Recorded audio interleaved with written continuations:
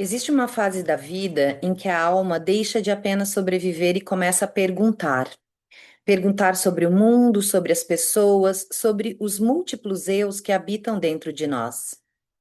É o tempo em que a consciência percebe que nenhuma verdade é única, que as estradas possuem bifurcações e que a vida é feita de encontros, espelhos, diálogos e paradoxos. Esse é o território simbólico de Gêmeos. Hoje, no calendário vivo, vamos atravessar esse arquétipo não pela astrologia determinista e nem tradicional, mas como uma linguagem simbólica da experiência humana. Vamos falar sobre o mito que originou essa constelação, a história, né? Sobre as forças e os desafios desse arquétipo e sobre como ele pode nos ajudar no caminho do autoconhecimento e do desenvolvimento pessoal.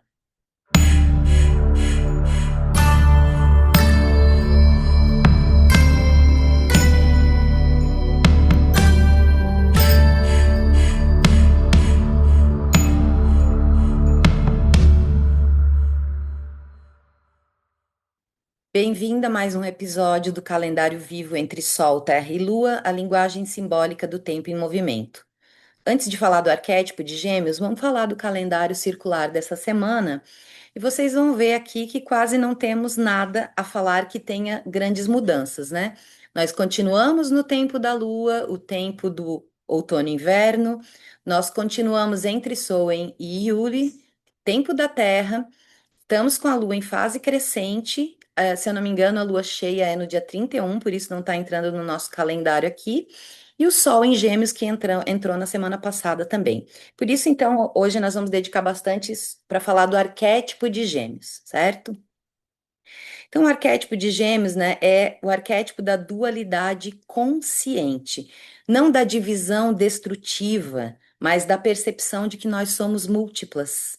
Dentro de nós convive razão e emoção, leveza e profundidade, curiosidade e medo, permanência e mudança, silêncio e palavra. O arquétipo geminiano, ele nos convida a abandonar aquela ideia rígida de identidade fixa. E ao invés disso, ele nos pergunta: e se você não fosse uma única coisa? Gêmeos representa essa mente em movimento, uma consciência que explora, uma alma que aprende através do contato com os outros. O arquétipo do mensageiro, do viajante, do contador de histórias e do aprendiz eterno. O mito dos gêmeos celeste, a constelação, nasceu do mito de Castor e Pólux. E nesse mito, a mitologia é grega, tá? Os dois irmãos eram dois irmãos inseparáveis. Só que Castor era mortal e Pólux era imortal. Um representava o humano e o outro o divino. E quando Castor morreu, Pólux ficou devastado.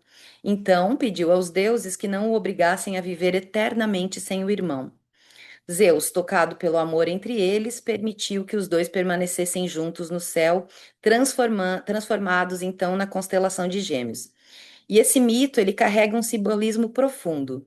Os gêmeos representam duas naturezas que coexistem: o eterno e o passageiro, o instinto e a consciência, o corpo e o espírito, aquilo que muda e aquilo que permanece. E é desse diálogo entre polaridades que então temos esse arquétipo. Eu gostaria de acrescentar aqui, né, que nós não estamos falando nem de astrologia clássica, né, tradicional, nem moderna, estamos falando de linguagem simbólica. E que muitas vezes os mitos que originaram, né, essa linguagem simbólica estavam servindo a narrativas socioculturais da época. Então, é sempre importante quando a gente escuta uma história, não somente as histórias relacionadas à astrologia, termos esse crivo, né? De onde se originou, qual era o interesse sociocultural da época, ok? Mas nesse caso, né, do arquétipo de Gêmeos, a gente não tem tanto assim, tanto servir a uma narrativa, na minha opinião, sociocultural, tá bem? A força, então, né? A principal força desse arquétipo é essa capacidade de transitar, né?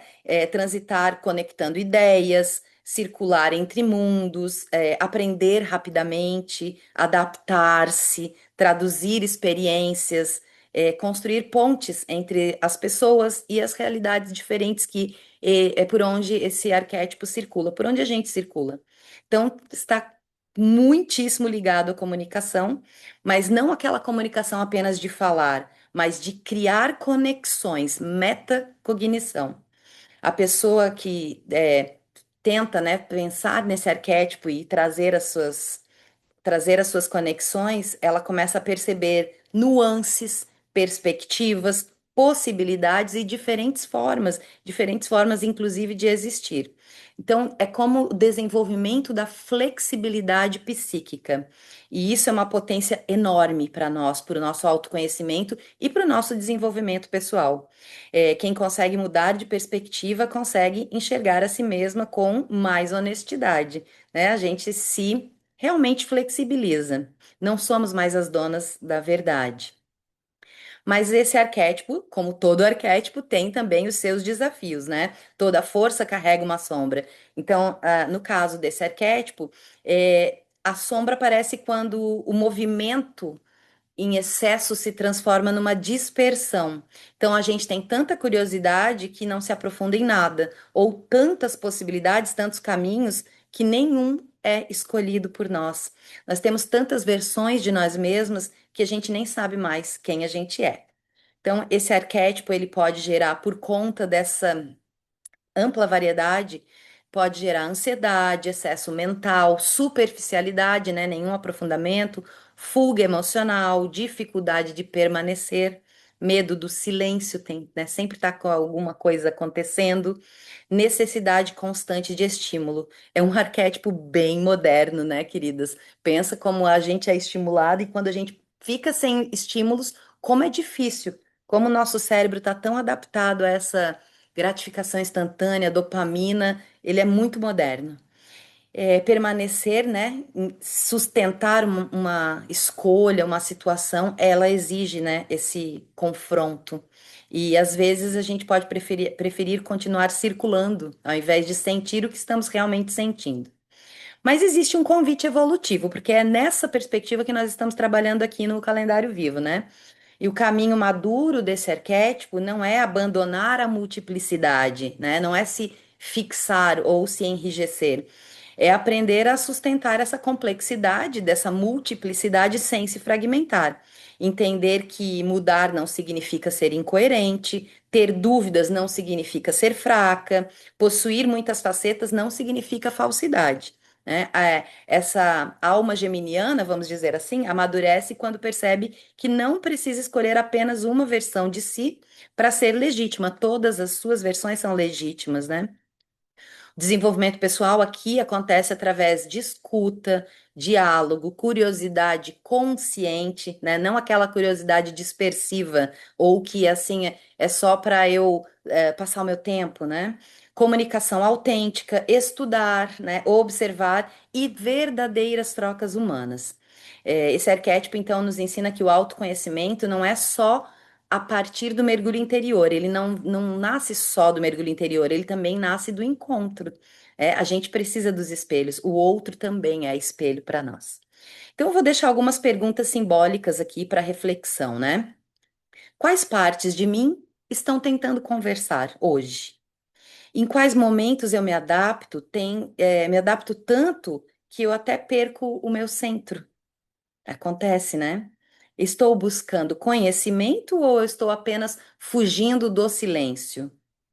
O que a minha curiosidade está tentando alimentar? Onde eu preciso me aprofundar ao invés de apenas circular superficialmente? E quais versões minhas ainda não tiveram voz?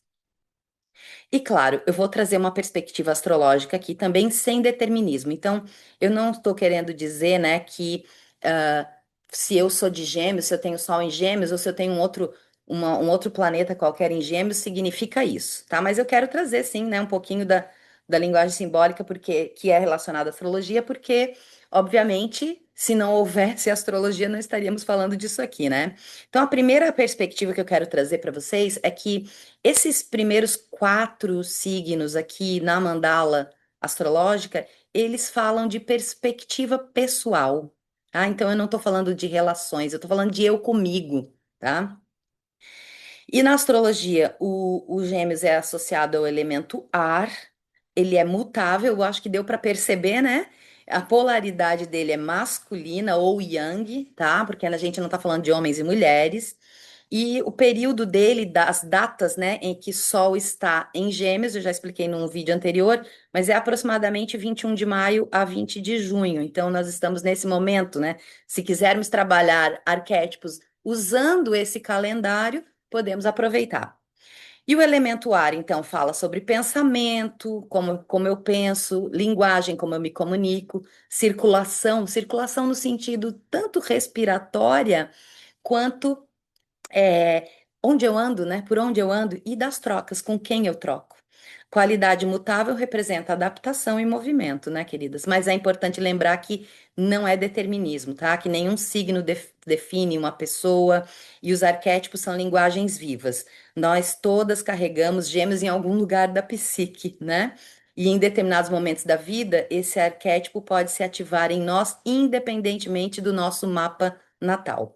Porque a alma pede, né? Em algumas fases ela pede, ela precisa explorar, aprender, perguntar, conversar, mudar de perspectiva e reconstruir as narrativas.